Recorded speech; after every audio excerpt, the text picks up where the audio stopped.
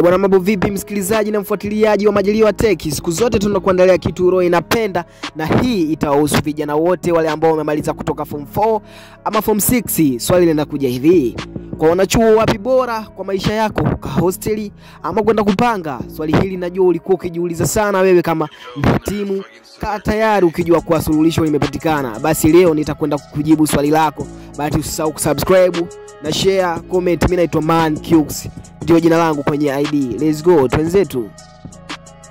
Moja kwa moja tukianza na hostel, tutambue kuwa kuna aina mbili za hostel ambazo zinategemeana na kutokana na chuo husika. Kwa mfano, kuna baadhi ya vyuo vina eneo kubwa, hivyo hostel zake zinakuwa ndani ya chuo, ila kuna baadhi ya vyuo vilivyoko mjini, mara nyingi eneo huwa ni tatizo kidogo, hivyo chuo kinalazimika kuwa na hostel zinazomilikiwa na watu binafsi waliosajiliwa na chuo ili kuwa kama hostel. Vile vile hosteli hizo huwa nje ya chuo katika umbali tofauti na bei zake huwa elekezi zinaonekana katika joining instruction ya chuo husika.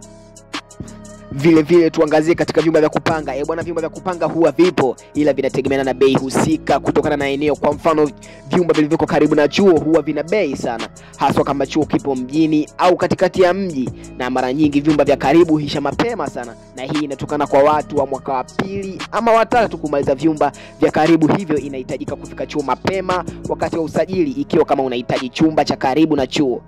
Hivyo na hostel. Na sasa moja kwa moja nikupeleke tukaone wapi ni bora, tukianza na hostel.